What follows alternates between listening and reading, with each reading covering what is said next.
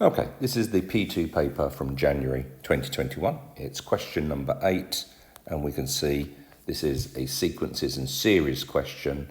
In particular, we're going to be looking at the sigma notation, and we're going to be talking about recurrence relations, which is what we've got up there. So let's make a start on it. Part A says, find an expression for A2 in terms of P, giving your answer in its simplest form. So let's just take a pause for a second and remind you what recurrence relations are. Recurrence relations are a way of just generating a sequence. So what we'll pretty much all the time be given is we'll be told what A1 is, and then we'll be able to work out A2 from A1, A3 from A2. Let me just explain it quickly without any complicated values. So say that I said, in this case, that A1 was equal to 1. So they'd given me that as a question instead of that information there. Then what I do, if I want to work out A2, this formula is going to give me A2 because it tells me the next value each time. So if I put 1 in here, excuse me, I'll get 1 plus 3 is 4. 4 squared is 16. 2 lots of 16 is 32. 32 take away 7, I'll get 25. So I've now been able to generate A2 from A1. If I want to work out A3 then, instead of putting 1 in, I'm now going to put 25 in there, go through the same procedure, and we'll work out what A3 is. That can then go in, and so on and so on and so on. So recurrence relations are a way of generating sequences by working out the next term each time. In this particular case, we've got that A1 is P minus 3.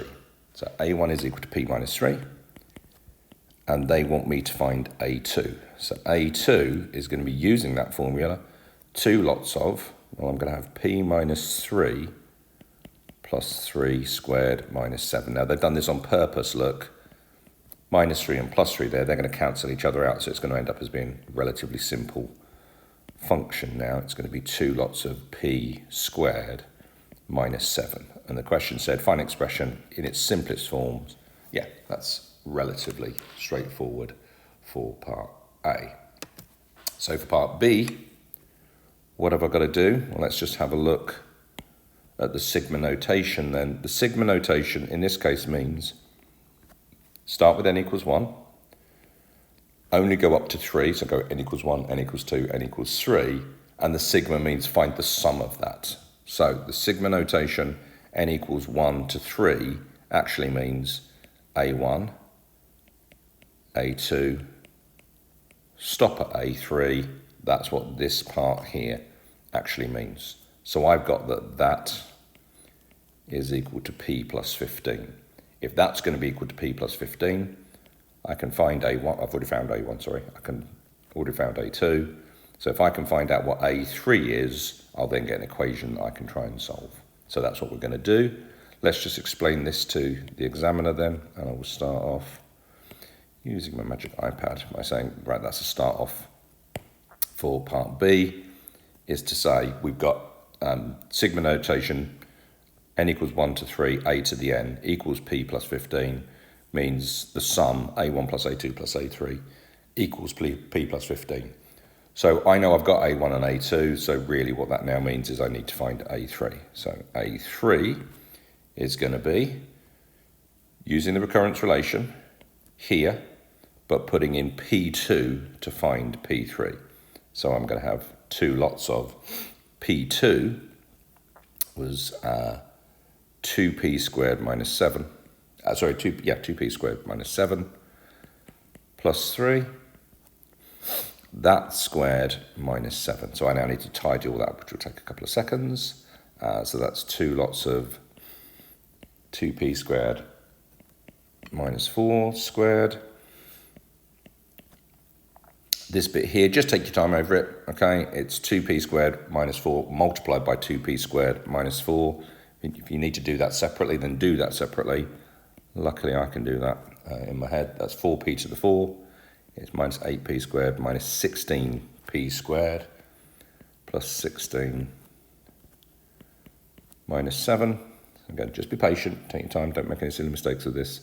So this is 8P to the 4 minus 32P squared plus 32 minus 7, or in other words, 8P to the 4 minus 32p squared plus 25. Now remember, that's just A3. So if I now sub that into there alongside all the other bits that we've got, we had, let's just write out what we're doing here. So from n equals 1 to 3, a to the n equals a1 plus a2 plus a3 equals p minus 3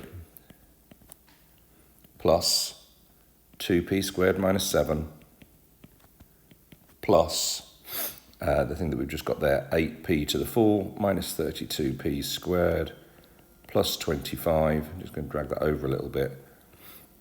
We know that all of that is equal to, because I said it in the question, is equal to p plus 15. Okay, let's tidy all that up, and hopefully it's going to tidy up quite nicely here. We have 8p to the 4, there's nothing I can do with that one. But we have minus 30p squared. Good, yeah, looking at this, plus p, and those numbers always cancel to plus 15 equals p plus 15. Well, that's almost a nice little check that I've got this right, because if that worked out to be anything much more complicated than that, what I'm saying is that they're all going to cancel in a second, I would have really struggled to finish off this question.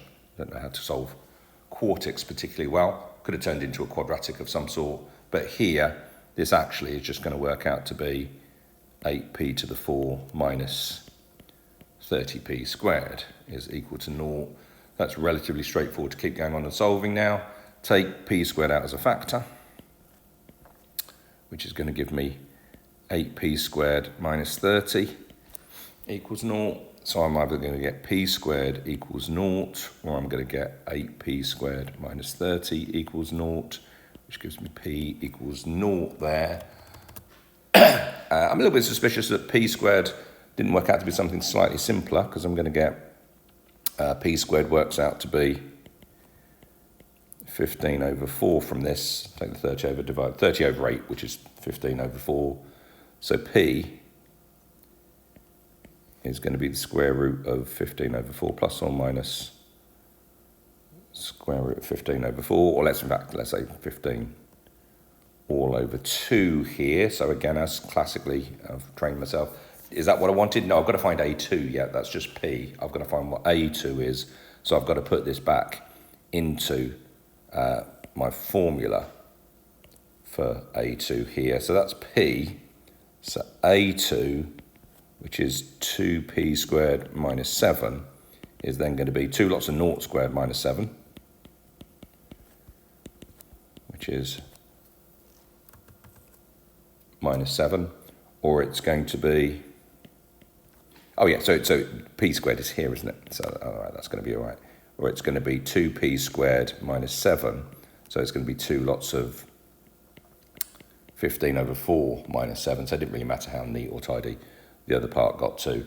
Multiply that out, that comes to equals 2.5, so A2 is equal to 1/2. Then just go back and check, does it say anything in the question about, so P is a constant, but it doesn't say it's a positive constant, doesn't say that the A1, all the A terms are positive or anything else like that. So yeah, I'm quite happy then to have both of those possibilities as answers.